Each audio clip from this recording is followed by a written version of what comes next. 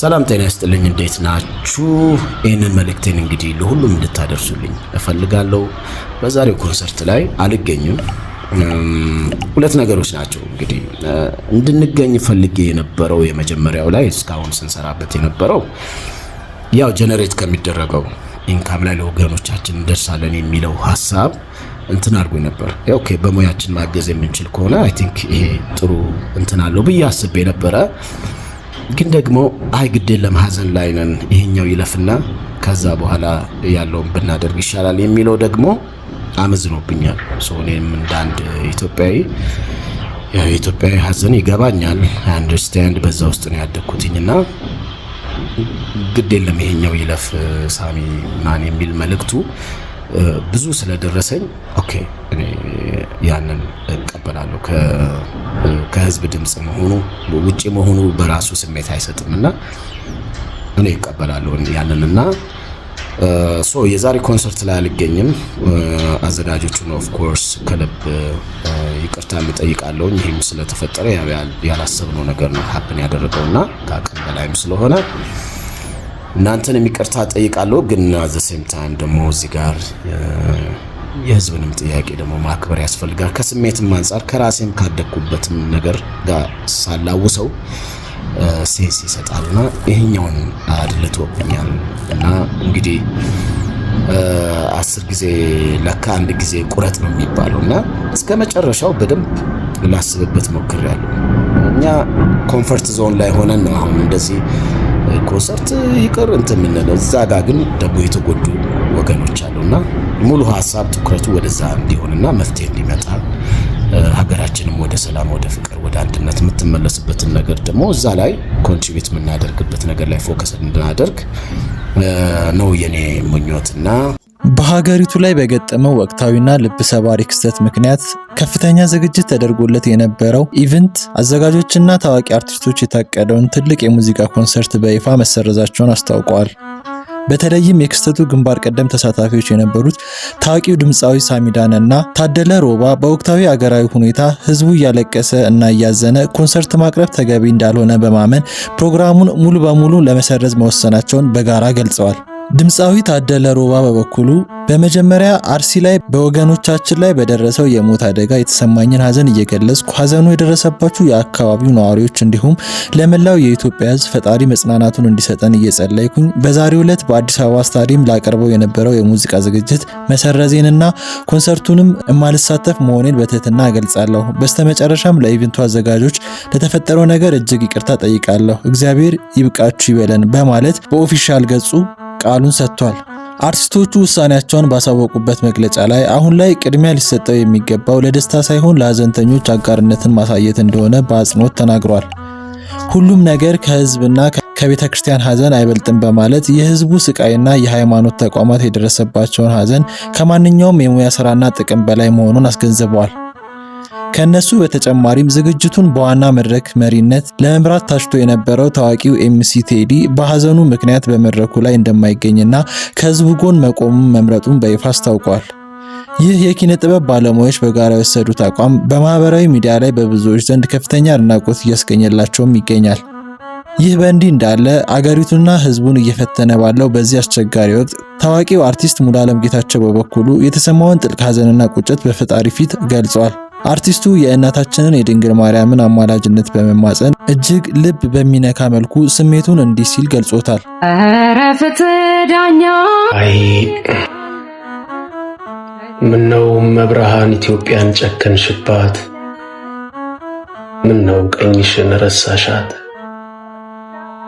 እስከ መቼ ድረስ እንዲህ መቀነትሽን ታጠብቂባት፣ ልቦናሽን ታዞሪባት፣ ፈተናዋን ጣሯን ሰቀቀኗን ይበቃል ሳትያት፣ አላንቺ እኮ ማንም የላት።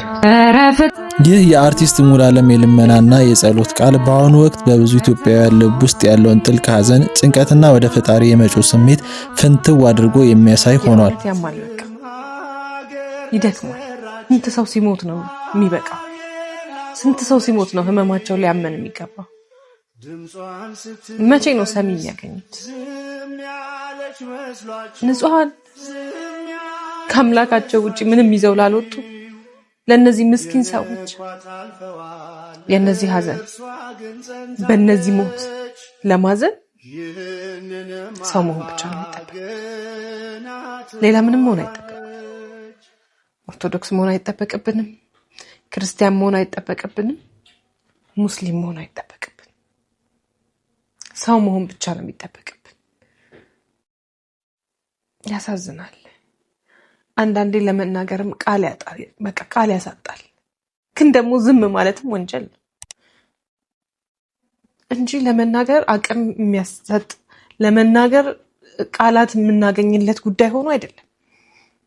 እባካችሁ ለአንድ ዜጋ በሰላም መኖር በሰላም ወጥቶ መግባት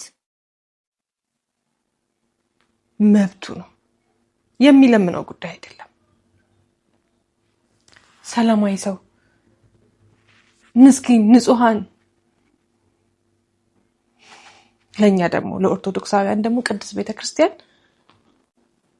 ቤታችን ስናዝን መሸሸጊያችን ማልቀሻችን ከነ ኃጢያታችን የተሸከመችን እናታችን ናት።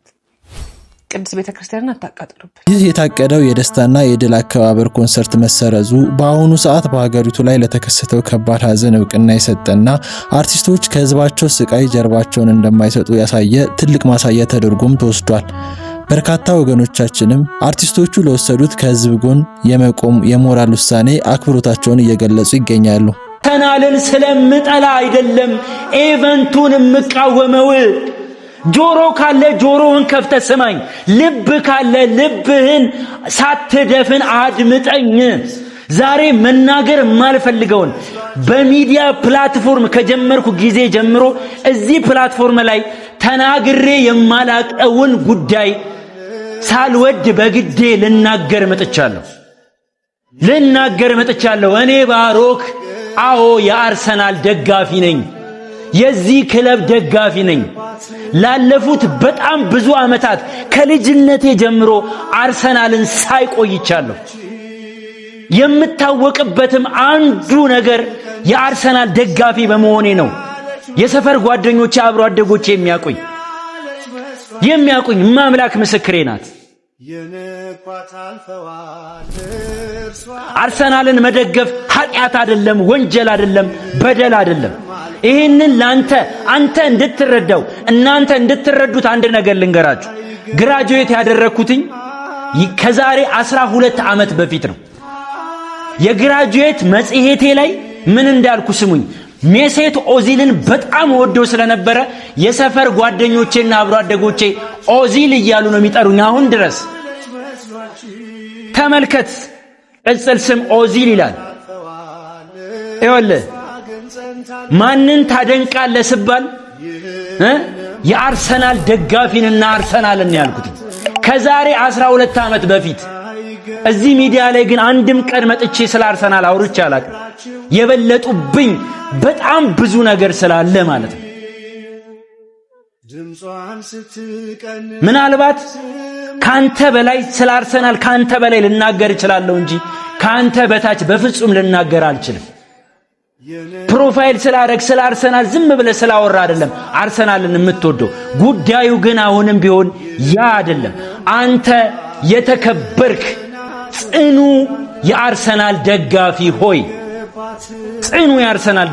ሆይ፣ ስለ ጥጋብህ የሚራቡ ስለ ሰላምህ የሚጸልዩ አባቶች ካህናት ታርደዋል እያልኩ ነው ያለሁት።